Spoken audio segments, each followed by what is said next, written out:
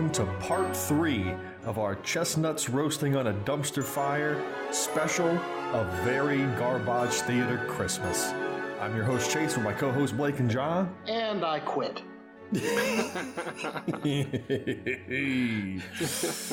Oh, let's get this shit show on the road. Oh boy. Yeah. This movie got Nutcracker me feeling grinchy. Let me just go ahead and say we're going to be doing this episode a little differently than we normally do, where we usually go through play by play, scene by scene. I don't think that's going to work with this movie. This movie, while some of the ones we watch have stuff to make fun of each and every scene, this one, I don't know. It had zero redeeming qualities. Yeah. Like, this movie pissed me off from fucking Jump Street. Well, I gotta disagree that it has zero. I mean, it looks like a real movie, which, I mean, it looks like a $90 million movie. Yeah, it looks good for the time it was made. It's actually a kind of a nice looking movie. Especially compared to the shit we usually watch. I mean, Jesus Christ. Oh, but yeah, that's what pissed me off. Like, we finally get to watch a high dollar movie, and it's this. Like, you had the fucking funds, and this is what you turned out. So I mean, I wrote my first note on this was the first 30 minutes of this movie, while sappy, are fine. Yeah. But I don't know how I feel about that looking back on it now. No. No, I still agree with that. But go ahead, Blake. Nathan Lane was fucking terrible from the jump. That's a fact. That bothered me. As soon as he started talking, I said, motherfucker. Nathan Lane plays Albert Einstein, who is the uncle, the great uncle of the children in this. Is he a great uncle? I don't even know. I don't know. Because he's the uncle to the mom, the actual uncle. Yeah, well. Okay. Yeah, I think he's a great uncle. He's Albert Einstein, and it's cartoony German accent from the jump. Yeah. And he constantly breaks the fourth wall throughout the movie. So many just really bizarre decisions that he's the only character that breaks the fourth wall, and he's supposed to be our grounded in reality father of one of the pillars of science characters. Well, when he busted out in a song about relativity, I was like, Einstein probably would have lost his shit. Oh yeah, it's that's the song is the Sugar Plum Fairy suite, isn't it? Yeah. That he sings it to the tune of. Yeah. And he sings about the theory of relativity, and it's. Do we need to? Odd. Should we just quickly just talk about what this is? I guess Yeah. It's. Here it is. It's a shitty retelling of the Nutcracker, an already shitty story. You know what? I was not familiar with the story of the Nutcracker going into this. I did a quick, breeze through the Wikipedia page of it because I never really watched it either. Yeah. Well, I did. So there's the ballet version. There's that story, and then there's the original story. Yeah. And the original story is madness, and I think that's what this is supposed to be based on. But it's like one of those. It's like a fairy tale where just things are a certain way just because Yeah, it was like they're trying to force some kind of world building where all this stuff should have rules, right? But it doesn't. Yeah, it's sort of like Alice in Wonderland, the original story, sort of like Alice in Wonderland, where things are just crazy and they have there's no sense to any of it. And that shouldn't work as a story, and I don't think it does in the Nutcracker's case either. The Nutcracker bothered the shit out of me. He was scary looking. Yes. Not only that, his eyes were wide open all the time. What bothered the shit out of me about the Nutcracker was his voice was different when he was a toy than when he was a real person. Oh my god, that killed me. That bothered me so much. Well, the voice, I don't know if you picked it out. The voice of the Nutcracker when he's a Nutcracker is the same actress that does Moaning Myrtle in the Harry Potter franchise. I've never seen a Harry Potter movie.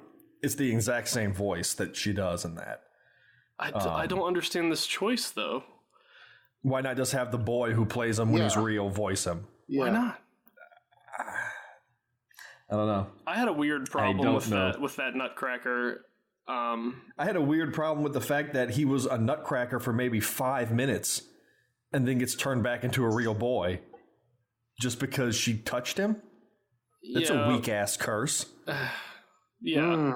Well, I mean, the Rat King does get pissed about the curse being so weak. Yeah, the Rat King gets pissed. He goes to his mom who made the curse and say, "Hey, what the hell's with this weak-ass curse?" And she goes, "Oh, okay, whatever." And then it's back on. Yeah. She just hits the reset button from wherever the hell she is. There was, whenever they first broke the curse, like I realized I've been doing garbage theater for far too long. Because as soon as the fairy or whatever it was that showed up, that's actually the girl's mom just in this fairy tale world. She's some type of fairy. The first thing that popped in my head when she got on screen was, "Show us your boobs." And I was like, okay, I've been in this deep, dark world for too long. Yeah, the snow fairy, who she is. Oh, okay. Pops up a couple of times throughout the movie and offers no help whatsoever. Oh, at the end, she was like, okay, like, you can just stay home then, bitch, if you ain't gonna do nothing about it. Well, she was like Glenda at the end of Wizard of Oz, where she didn't really do jack shit. She's just like, she should have just told Dorothy at the beginning that she just had to click her heels together, but she had to wait the whole time. This one at the end was like, well, I know this isn't what you wanted, but life sucks. Oh, God. But the rat people in this thing, motherfucker. Like I said, the first 30 minutes of this movie, it's a sappy kids Christmas movie, so it's gonna have that, but it was okay. And then the Nazis showed up. Mm-hmm. And much like in real life, as soon as the Nazis show up, everything goes to pot. Now, okay. I'm assuming this takes place in Europe. It's Vienna. Vienna, yeah. Okay, all right. But why did all the Nazis have New York accents? Choices. No good reason. Why is Einstein the only one with an accent? Yeah.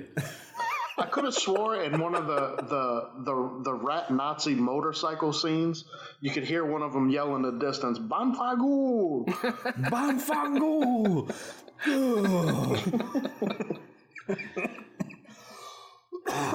There's like infinite problems, so it takes place in Vienna. I think it's supposed to be the 20s. So the Nazis haven't even arisen yet. So this girl is like predicting the Nazis in her dream. Even if you give them the benefit of the doubt and it's the 30s, it's still, that's like the fledgling state. Yeah. I don't know. And when they reveal the Rat King army, it's from a really wide shot. You can't really see their faces to see the makeup. It just looks like Nazis. Yeah. It looks like they took a chunk out of a World War II movie and it just randomly shows up in this one. Because the Nutcracker's kingdom just looks like 1940s Europe. And here come the Nazis marching in, and there's this town has nothing to defend themselves except for one man swatting at them with a bouquet of flowers. What was that about? I don't know. Why didn't the rats react to him hitting them with flowers? Yeah, they kind of were cool with it, I guess. Yeah, they all had guns. They're really lenient. And then at the end, the revolution against the Nazi rats was the easiest revolution possible. Not a shot fired. They all forgot they had guns. Yeah. The workers just come running out into the street and just kind of shove all the rats out of town. And it was like everything was triggered by just the sight of a little boy, too. Oh, yeah. All they had to do was know that the Nutcracker prince was alive. Yeah, that's it. That's all they needed. Nobody had to get up and go until they saw this boy. Yeah. And then, oh, okay, well, I guess we can fight now. Hey, guys, I think we can revolt now. Yeah. Yeah. Because this wormy little boy has shown up and given us hope. Oh my god! Okay. Go ahead. Well, I just want to say, like in the original story, there's a battle between the toys and the rats, I think. Yes. Why are the people in this Rat King's like totalitarian world just humans? Like this. So the Rat King he hates the sun for some reason. And he has to burn toys to create a smoke cloud to block out the sun. Why aren't just the people toys? Like, if you're trying to do this fantasy thing, I'm baffled by this alternate reality. Well, I was the whole scale of it too, because in the real world, the rats were just rats, but in the fantasy world, they were like people. So what were the until people? They decided? Well, yeah, until they decided that they can turn into rats in the fantasy world. Oh God, that was enough. The rules are all over the place. Like, who are the people? I don't know. I don't know who the people are. I don't know what. Like, there's a whole city in this fantasy world of people. Yeah. That are being controlled by the rats, or the rats have them kind of under heel. But who are they? Because they're not real people, because they're rat-sized. I guess it's all relative. Fucking Einstein song. Oh my god. Yeah, trying to make sense of it is just. We need to. I think we need to find some kind of structure to explain. Like, so really jumping all over the place. Why? They didn't find a structure to do it. Well, fair enough. Because I mean, we've got our main crew of NC, the Nutcracker, Gilgood, the man ape, Tinker, the fat clown, and Styx, the Jamaican drummer boy. Rum-pa-pum-pum. And they're all toys. I'm gonna go see that Bamba Clad of Jesus. Yeah, and I mean, John Turturro. What did everybody think of John Turturro's performance? Because I like John Turturro. I like him too, but not in this dog shit. I don't know. John Turturro makes weird choices sometimes. Like, why did he end up like the star of the Transformers franchise? Like, he was in all of them, and he's a ridiculous character. He goes all in, even on stuff that is like objectively shite. Yeah. Well, I have to imagine that several of those $1 million of the budget was wheeled up to his house. I have to imagine. Who do you think got paid more, him or Nathan Lane? I hope Turturro. I would think Turturro. He's got way more screen time. Nathan Lane hasn't really been relevant since like the Birdcage. I understand, but he is Nathan Lane. He was there to class up the joint. I mean, he didn't have many scenes at all. No. He was there to class up the joint. He was there to be our connection to this world by breaking the fourth wall and talking to us. I think they also just needed at least one person that could sing. You know, like the fairy or whatever, she could sing, obviously, but like. But she I think she was a singer. That was the thing. But John Turturro's got like several songs. I mean, he's not much of a singer. He snaps his fingers and conjures a jazz band out of thin air. What the fuck? Why? But it didn't work the first time. Like his magic's a little iffy. And he killed his pet shark. What the fuck Why was did the he kill his shark? And then when it was dead, they didn't even invert the shitty CGI shark to put it belly up. No, it was just like frozen sitting there in a tank. They just stopped animating it. You had $90 fucking million. Oh my god! It all went to the Rat King's facial transformations, which horrified any child watching. Completely horrifying. Okay, so many things. I just want to explain. So, like, there's this musical number where John Turturro, I don't know what he's singing about, taking over or whatever, and he just goes up to this tank that's got a big shark in it, and throws what does he do? Throw a switch that just kills the shark? He makes a pun about how it's going to be lights out for the people, for the humans. And when he does that, he grabs the light fixture over the shark tank and he rips it down and throws it into the tank and electrocutes the shark. So it's a pun. That's the whole reason for it.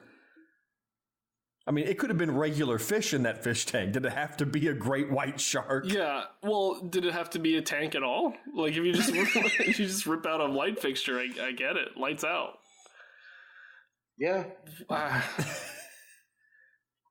And then after he does that, he makes a direct quote to Hitler when he says that their empire will last 1,000 years. Yeah. I don't understand. Was that supposed to be cute that he quotes Hitler? Well, I don't.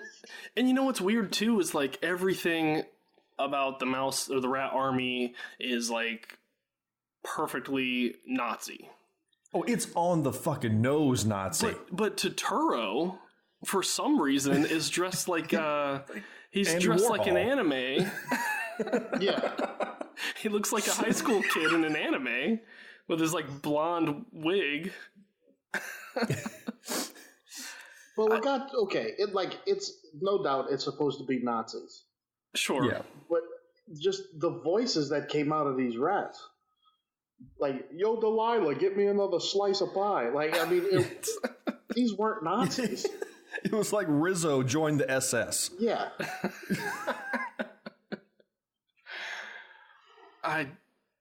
It's just. And then they start talking about how, we'll take all the prisoners to the smoke factory, and like, oh God, where are they going with this? And then they're burning all the toys. There's scenes of there's lines of families with their children, and they're having their toys ripped out of their arms, and they're screaming and clawing for their toys like it's a family member being drug off to a camp. And it's like, good Lord, people. I don't know who this movie was supposed to be for.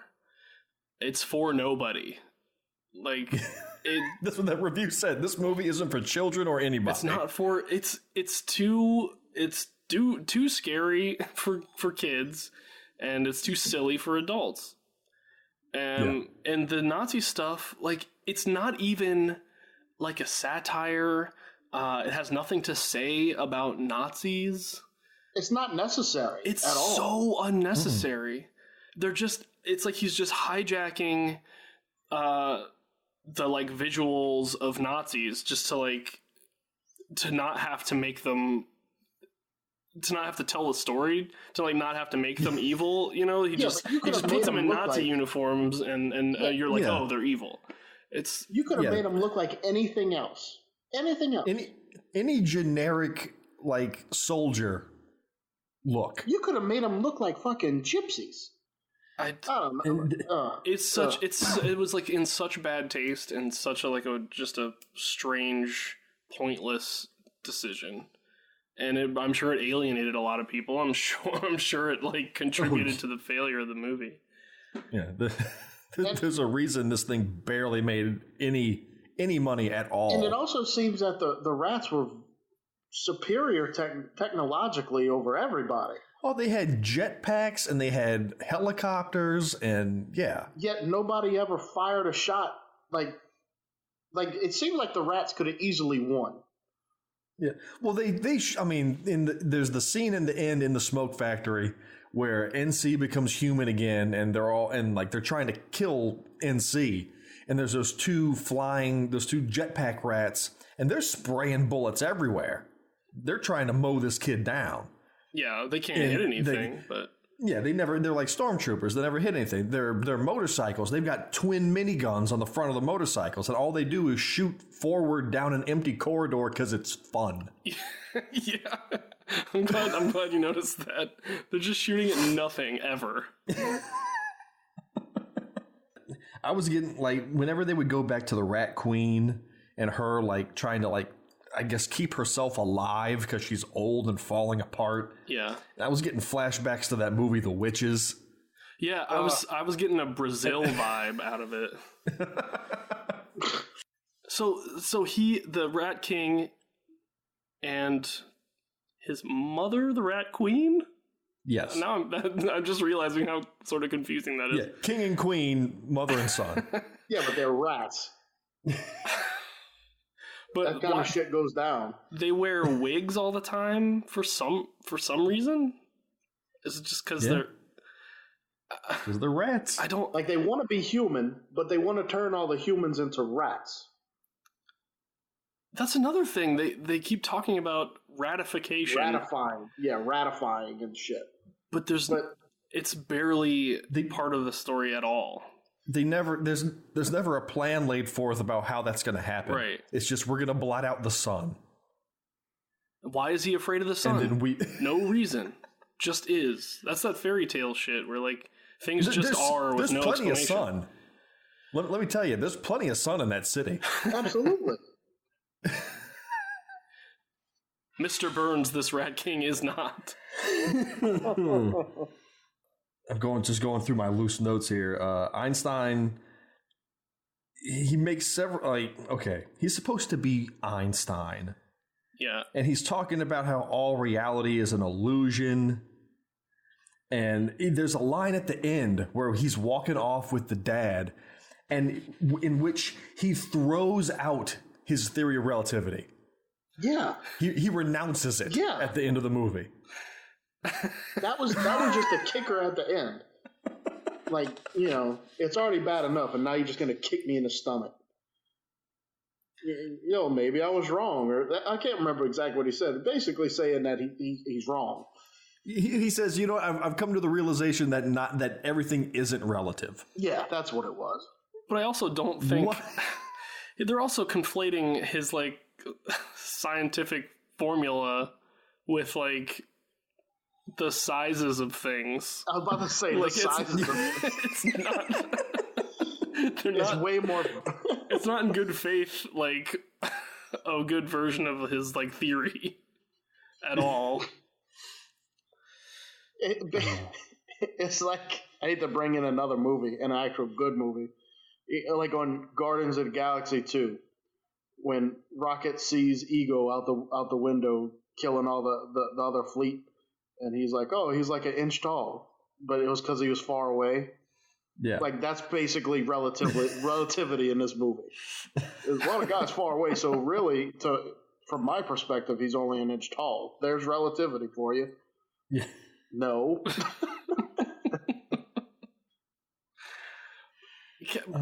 And okay, so does anybody have any theories on why this was Einstein in the first place? No. It's just supposed to be. It's in the original story. It's just their weird uncle. Yeah, he's just a quirky uncle. He's just a toy maker. Why the fuck does it have to be Albert Einstein in this movie? At some point in the production, somebody said, "What if the uncle was Albert Einstein?" Get me Nathan Lane. Tell him to fill his pocket with pebbles and sing a song about losing your childhood wonder. This fucking movie. There's been a lot of movies that have pissed me off doing this show. A lot. But this one had no reason to piss me off. But it went out of its way to do it. Like, number one, $90 million. Yeah. You could have done something to impress me. But you didn't. No. And then just adding the songs. Oh, God, I can't stand fucking sing-songy movies. And right out the gate with fucking Relativity. Ugh. Yeah, I'm not a big fan of musicals. I can deal with Disney movies. Yeah. But and then these, oh Christ. They take Tchaikovsky's music and then drop some garbage lyrics over them.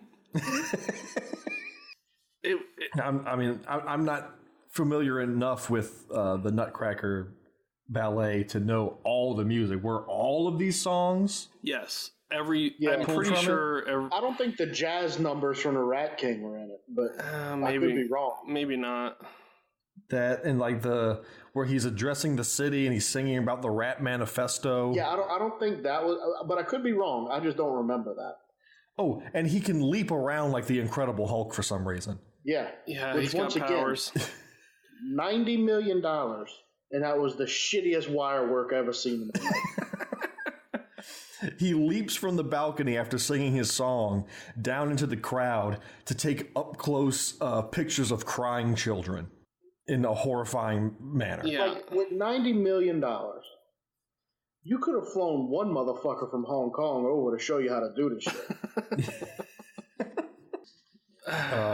Talking about the musical numbers, I'm going to run through all of them real quick. So the first musical number was Einstein sings about relativity. Second musical number, the Snow Queen sings, the Snow Fairy sings about how, you can do anything if you put your mind to it, and while Mary dances and flies for reasons. Musical number 3 was the Rat King's jazz number. Music number 4, Mary has a little song about being different, which is followed almost immediately by Einstein's second song about you're losing your childhood wonder and pebbles. Then it goes for a little while. Then there's musical number 6, was the Rat King singing about his manifesto. Musical number 7, I wrote, Tinker, Sticks, and Gilgood sing about God knows what. They sing a song strictly to distract two Nazi rat guards so that Mary can rescue the Nutcracker. And I couldn't understand a word they were singing about. Now, that was a song from the ballet version. Yes. Yes, it was. Okay, why not? And then musical number, the last one is in the end where the civilians sing about their victory over the rats. So 8 musical numbers throughout this 2-hour thing. Ooh. All I gotta say is well played for choosing something to piss us off. Oh yeah. Never do it again. Let's talk about Max a little bit. Oh, okay. The other little shit. And about how quickly he turns on everyone. He gets recruited by the rat Nazis like it was nothing. Just, hey, I got a cool motorcycle. Cool, sign me the hell up. You want to break some toys? Sure. He's like, whoa, that motorcycle is awesome. And then at the end where the Rat King's he's trying to take him in under his wing, here, you need to break all these kids' toys. And well, it's not fair to break other kids' toys. And he's resisting the Rat King. And he's like, oh, and then the Rat King's like, oh, you're no good for me. Then a little later when they're escaping and the Rat Kingdom's collapsing, Max just offers up, hey, I know how to fly your flying machine. I'll get you out of here. I'll save all your lives. Yeah. Yeah, I don't know. Shit. I don't know what he was up to there. I mean, I feel like he was maybe trying to be underhanded, but I don't know what exactly. He wanted to fly. He wanted to fly the flying machine. Yeah, and which he said that the Rat Queen questions him, "Do you really know how to fly that?" He goes, "Oh yeah, I fly all kinds of flying machines, silver ones, all kinds of flying machines." Yeah, this sort of remind me of Pan's son in Hook. You know, where he's like just being a little shit. Well, this kid was so much of a little shit, he was even a little shit to the rats. The rat Nazis were perturbed by this little shit. Here's something else, too, that's kind of... Again, so many choices that are baffling. This kid's character is... In the original, his name is Fritz. Why did they change his name to Max? To distance themselves from the actual story as much as possible. I think Mary's name is supposed to be like Clara or something. I think Mary is Mary. Or I think no, it's Marie. Right. It's Marie. They changed it to Mary for no reason. Well, at least Rat King is still Rat. Well, no, it's not. That's not even right because the original story, they're mouse. It's Mouse King. Yes. So it had to be somewhat signed off on. They used all the music in it. Yeah. Well, Chase said, they didn't even credit. They didn't credit anything. They didn't credit the original author. But man, yeah, I don't understand. So the director is Russian. This is Nutcracker is arguably one of the most like famous like Russian pieces of art. Yeah, in the world. Yeah. I just don't know why he would take something so quintessentially Russian and do this to it. Because he's a Russian. I guess Putin should do something. Like this is ridiculous. He can't go out and do this.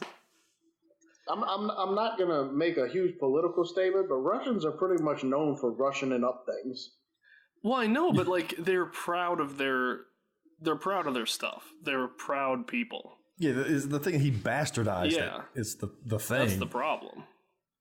I mean, look at Drago. Do you guys want to talk about maybe what the most disturbing parts of the movie were? Because there are several parts that are... Oh, there's several. The Rat King just up and ripping off Styx's head and throwing it around. Yeah. That was pretty weird. I had a problem with that. He just grabs this child's head and rips it off. Anytime the Nutcracker puts something in his mouth just made me feel weird. He bites through the bars of the cage that they're imprisoned in. Yeah.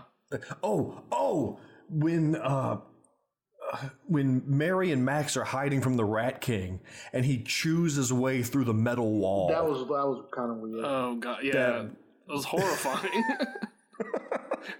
Because John Turturro, he goes like feral rat at times, where his mouth gets really big and his rat teeth really protrude out and like big fangs, and it's this big, wide, snarling mouth. It's very disturbing. But they don't change the audio at all. So it's just him going, with this horrible mouth. And like, you would think they would make it a little more animalistic sounding. Well, you just made me think of something too. His whole goal is to intimidate the people in this fantasy world. Yes. Yet he does it through jazz numbers instead of pulling out that fucking magic trick. Like, if he would have been on that balcony instead of summoning a jazz band and doing a nice little number, just showed him that real rat face and, like, bit somebody's head off, I think everybody would be like, oh, yeah, here's our toys. Blot out the sun. Like, no problem. So, real quick. Yeah. Sorry. So, when we first encounter the rats and their, like, tower just bursts forth from the earth in the middle of the city... Very War of the Worlds-ish. Yeah. Is that the first time? Is that them taking over just then? Yeah. Because all they do is like march the rats through the streets and everyone runs away and then they've taken over. Like there's nobody does anything about it except for the flower guy. The one flower guy starts swatting at him with his bouquet. The flower guy, a.k.a. biggest balls in the city. Yeah, that dude is a straight up hero.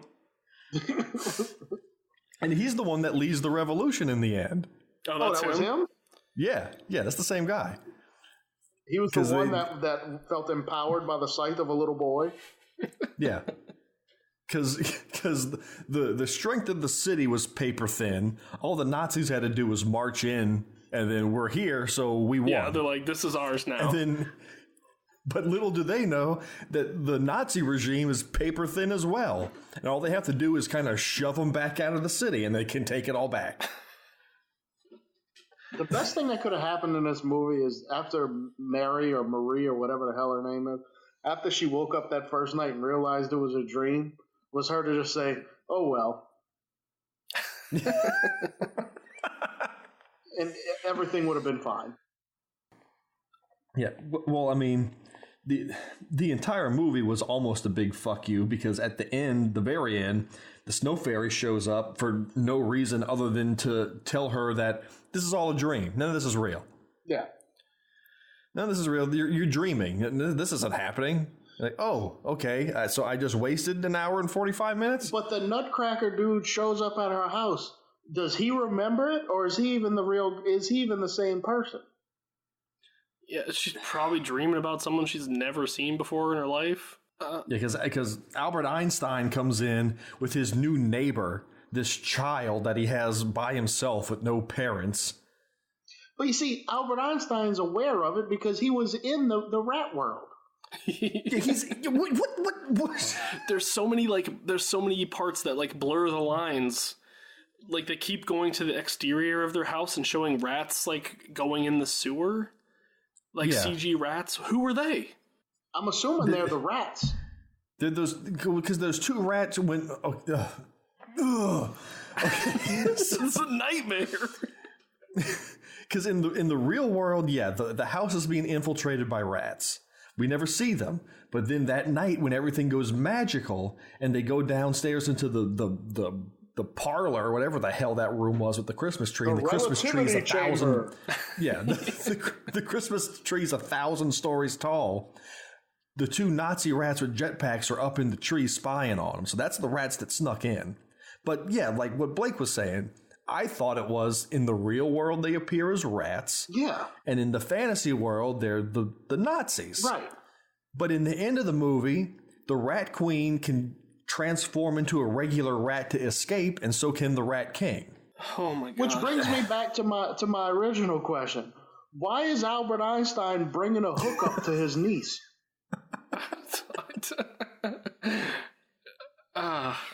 I found this boy next door, this underage child.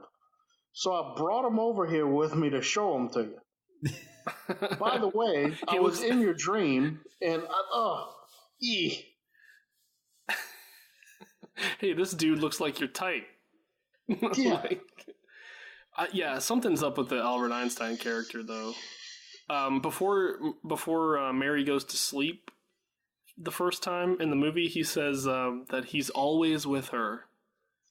And I'm like, what is he, a ghost?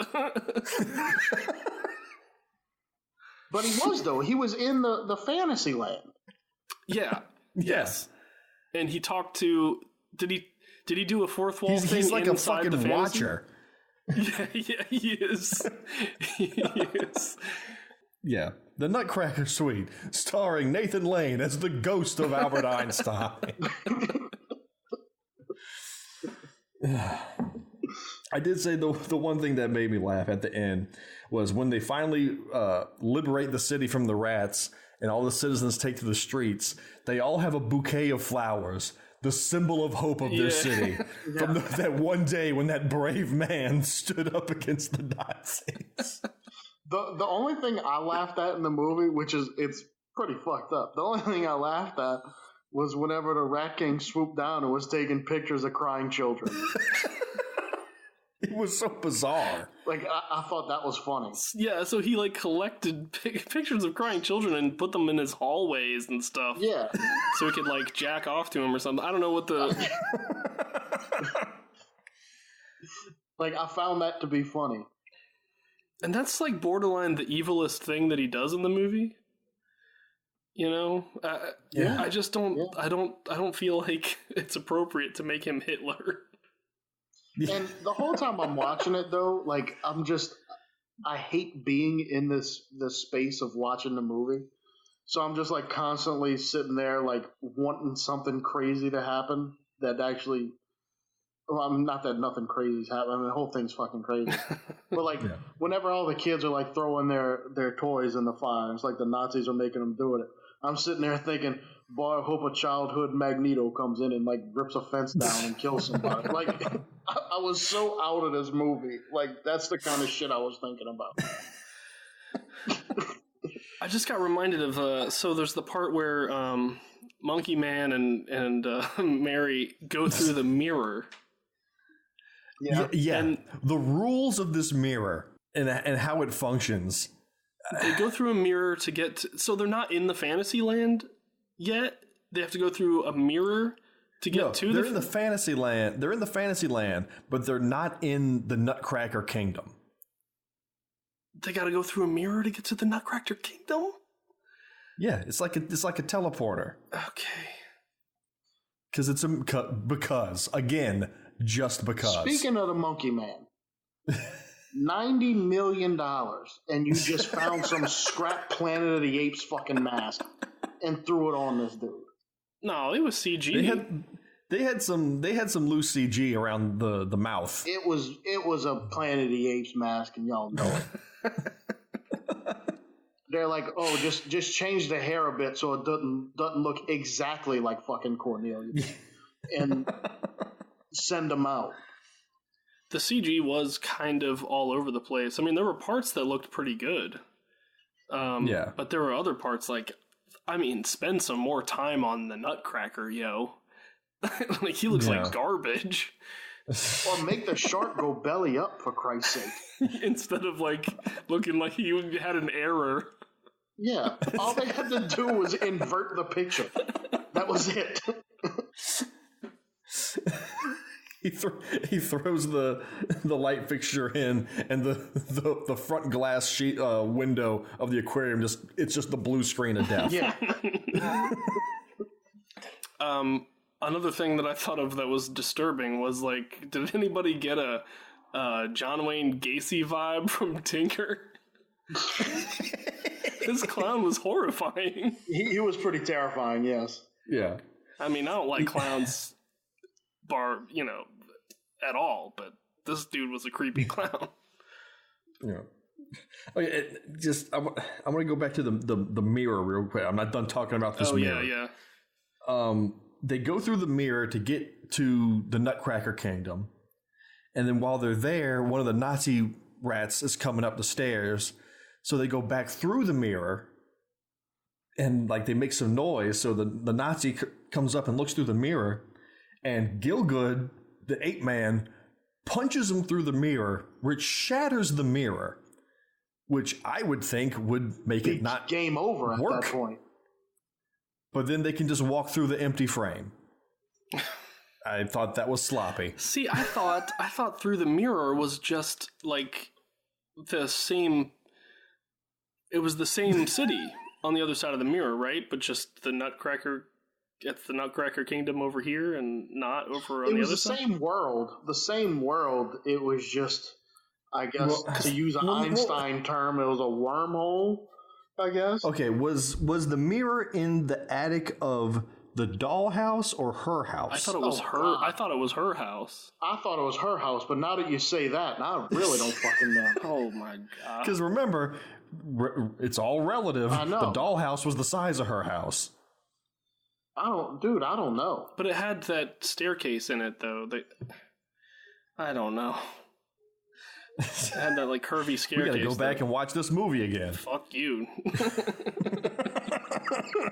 Also, once they do go through the mirror and they're in the rat city, there's all the propaganda posters up everywhere.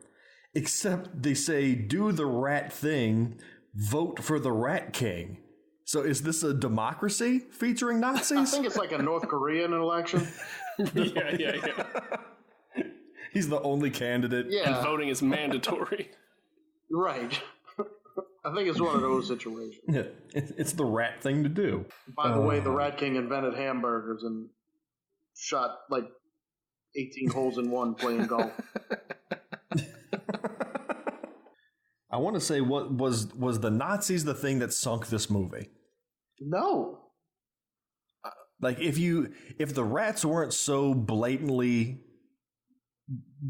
Nazis and they were just, rat soldiers. Dude, you can have Nazis in a movie and it still be a good movie. but not like a kids fantasy movie. I feel it's just so inappropriate that I think it ruins any potential of having fun in this movie. Indiana Jones had Nazis in it. Sure. Yeah. Okay. Let's just go. Let's just say it. Star Wars. Yeah. The Empire is Nazis. That's just the way it is. Whoa. Yeah. No, they're not. Yes, they are. They're the good guys. So you can have it in that, and it's okay because it's not so spot on. It's soldiers marching in uniform. And there's the stuffy, the stuffy I would prefer lieutenants. Can we take the Empire out of it and just go to like the Lion King with the hyenas instead? Okay, yeah. The Lion King song with the hyenas, that was also very Nazi because they were goose stepping around. And, yeah. Let's leave the Empire, which is the good guys in the Star Wars story. Let's leave them out of it. Well, in The Force Awakens, they kind of make it a little bit more on the nose. It's a little more on the nose. I'm not getting into this right now, son. But they put a lot of time into visual development on this movie. You can tell, like they designed all the rats like technology. The robot rat dogs. Why couldn't they just spend a little time on some different soldier costumes? I don't. There's no point for them to be Nazis. I don't agree with the choice of making them Nazis, but I don't think that just because you have a Nazi makes it a bad movie. No. I absolutely agree with you, but I think it was the absolute wrong choice for this movie. Well, it wasn't the right thing to do. That's for damn sure. I mean, why not make them look like traditional old-time Russian soldiers? What were they, the Hussars or something? Is that what they're called? Oh, no.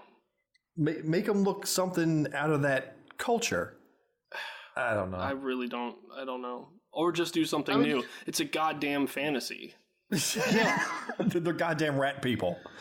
I was just about to say, make them look like rats. How about that? Yeah. I had a little bit of a theory about like why this movie is the way it is, and I thought it was because a lot of fantasy stuff was coming out around this time. I think the Narnia series were like 3 in at this point, and then like Harry Potter was in full swing too, right? Yeah, and the Golden Compass had just came out. It came out in 2007. It failed, but which is another one that shouldn't have failed. Yeah, well, that's just it shouldn't have.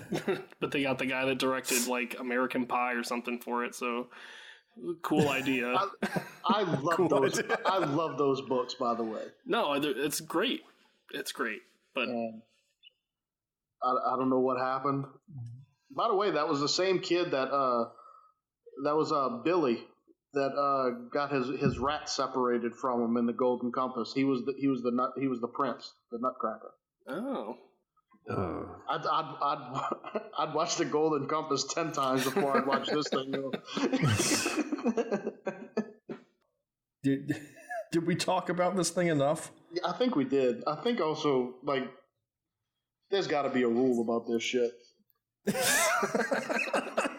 Like, we got to have a ceiling for a budget. Like, if something spent that much money and it isn't good at all, we should probably stay away from it. I don't know, man. I think that's. I think there's a lot of potential in the high budget failures.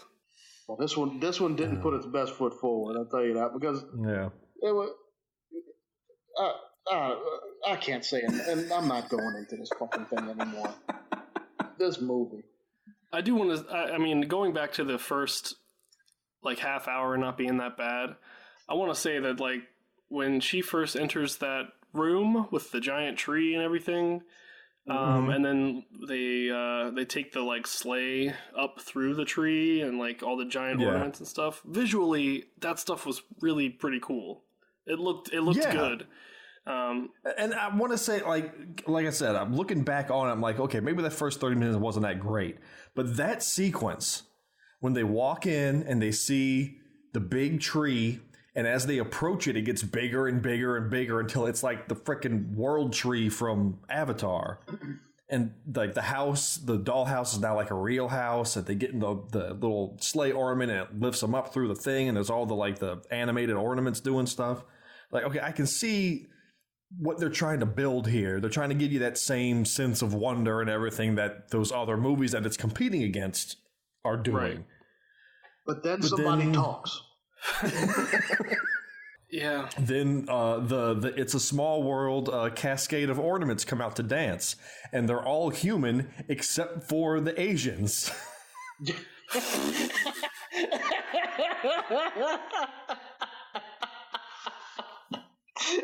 I didn't even realize that.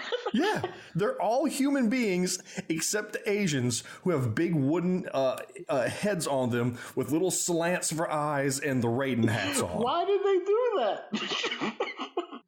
Oh my god. Because this fucking movie, that's why they did that. I didn't realize it until you said it. Maybe I'm part of the problem. I saw them all coming out. I was like, why are the Asian ones the only ones that aren't human beings? Oh shit! Could anything have redeemed this movie? No. Yes. Something could have. Oh god. Who's cross-eyed? As soon as he killed that shark, Seagal comes and kicks him in the face and says, "He was sentient, asshole."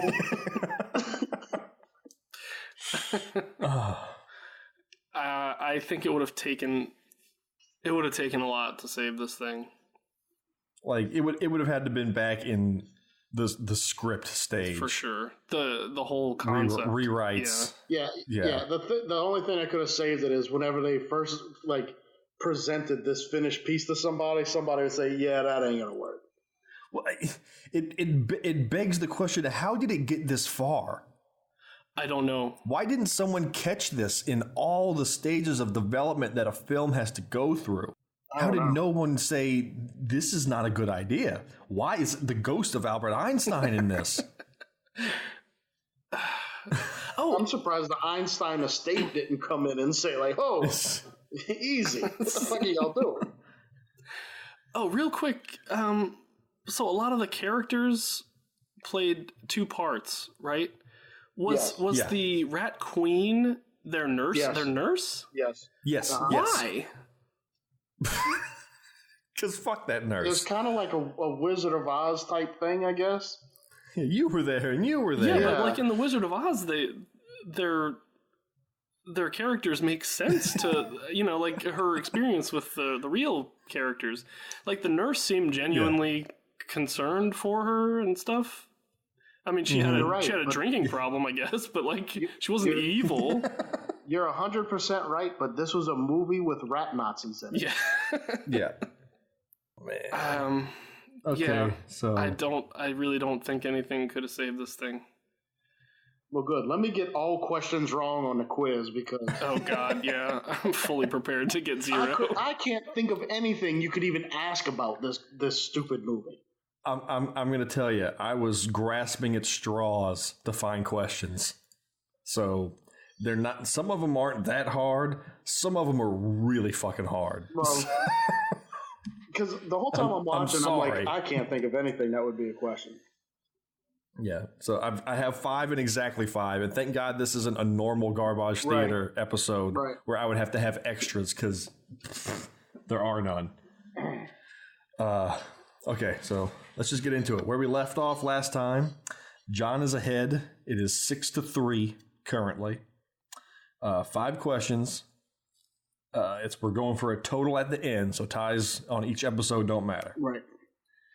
So here we go. Let's do it. All right. Question number 1. How many nuts did it take to break the Nutcracker's jaw? I'm talking about how many was in his mouth when it broke. Yeah.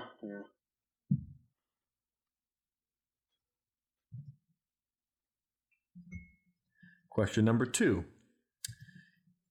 In what season did the Rat King take over the kingdom?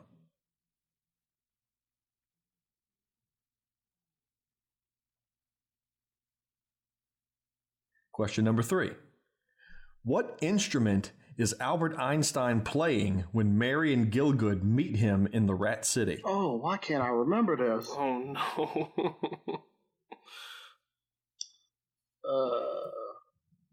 Okay. Question number 4. According to the Rat Queen, what is very dangerous to the rats? She says 2 things. I'll take either one of them. Okay. And question number 5.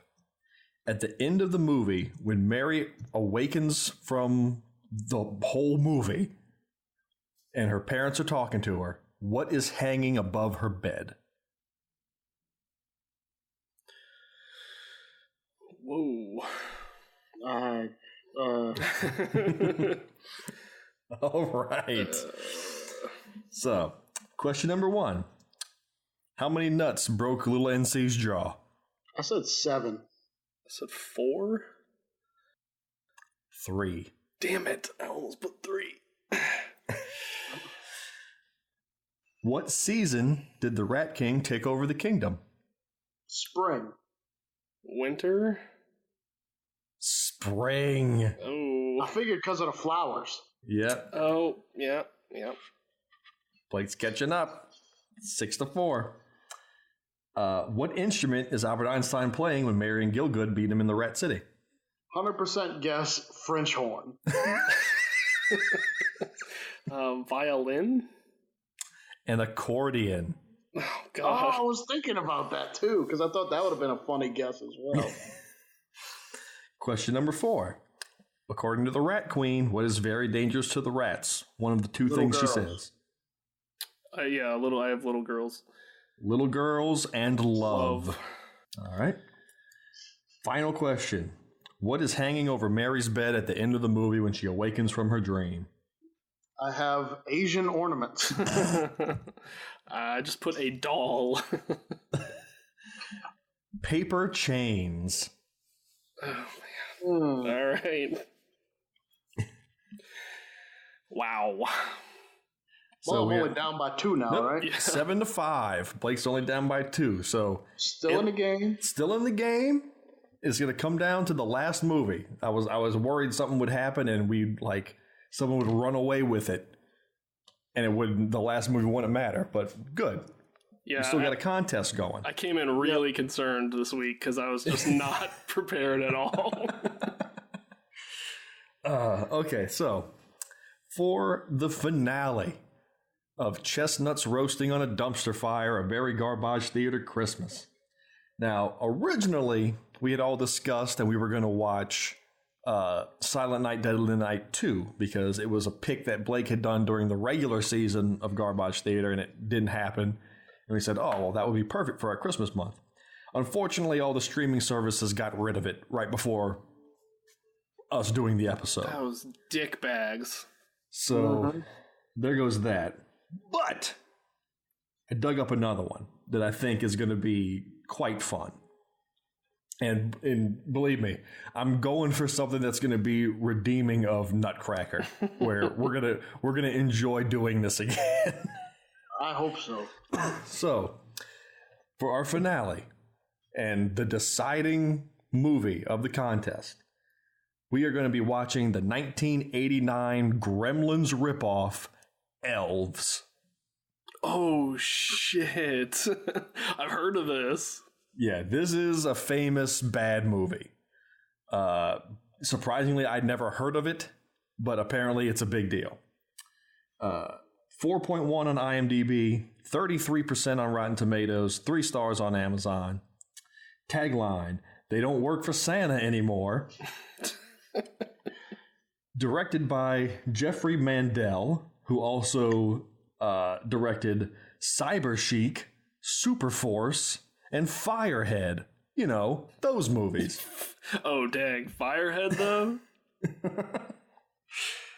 Starring Dan Haggerty, Grizzly Adams himself, as Santa Claus. Whoa. Julie Austin from such movies as Twisted Justice and Extreme Justice. So much justice. And Deanna Lund of the movie Hammerhead and Land of the Giants. Synopsis. I'm going to try to get through this first sentence because it's a doozy of a sentence.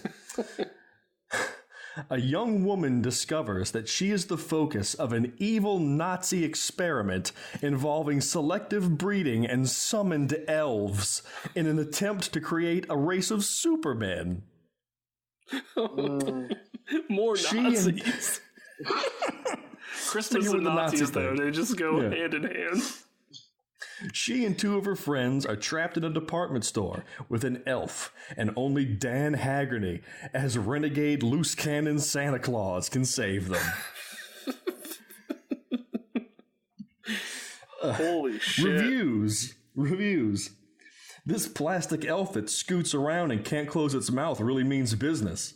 No, really, he does. What does that mean? That he's wearing a business suit and has a briefcase? I don't know. Right up there with Troll 2. Hey, and now. A horrendous lump of total celluloid coal. Runtime, 89 minutes. Thank you. Perfect. So I did a quick little scrub of it. It looks like it's going to be a good time. It's another late 80s movie that looks like it was shot in 1972. And Dan Haggerty, how can you go wrong? Oh, as boy. renegade loose cannon Santa Claus. Well, that's exciting. That actually is exciting. That makes up for missing out on Silent Night, Deadly Night. Yeah, so that's going to be a good one, I think. I think we're going to close this out right, our holiday extravaganza. I remembered one thing I wanted to ask you guys. How many sittings did it take to get through the Nutcracker for you? 3. Ah, 4. It's 4 for me. I tried to do 30-minute chunks. Yeah. I also did, but at one point I could only do a 15-minute. Yeah, I watched the first 30 minutes, and I stopped right when the rat Nazis spotted them in the tree. And I said, okay, I'm going to take a break before I get into the whole Nazi thing. And then I watched most of the rest of it up to like the last 20 minutes. And then I had to finish off the end of it in a third sitting. Boy, that was a tough watch. Yes, it was. It was. But the whole time I was watching, oh, thank God I'm not the one answering the questions on this thing.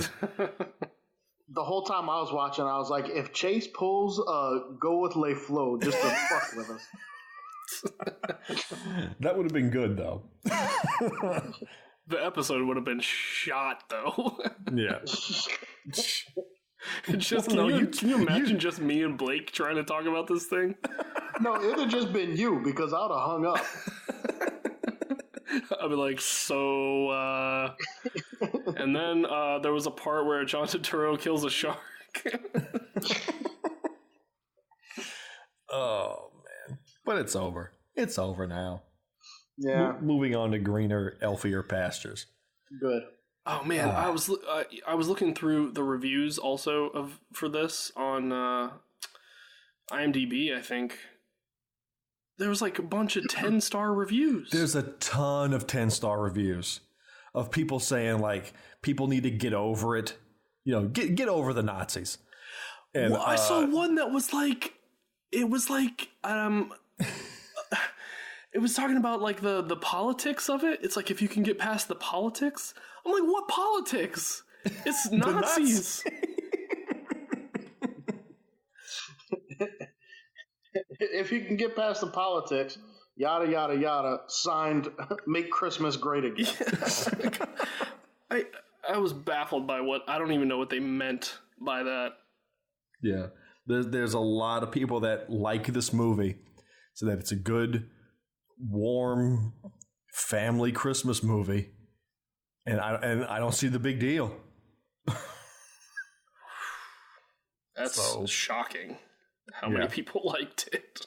Wow. So, anyway, let's put it behind us. Yeah, let's go. Yeah. I want to thank everybody that's been listening.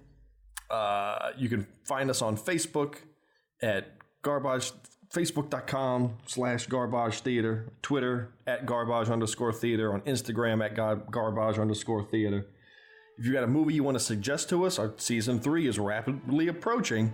You can suggest it to us on any of those social channels. You can also email us at garbagetheaterpodcast@gmail.com. If you can leave us a review on iTunes, we so very much appreciate that. Anybody have any final words on the Nutcracker before we sign off? Nope. No. No. Let us never speak of it again. Done. All right. So we will see you next week, folks, with our finale to Chestnuts Roasting on a Dumpster Fire. See you then.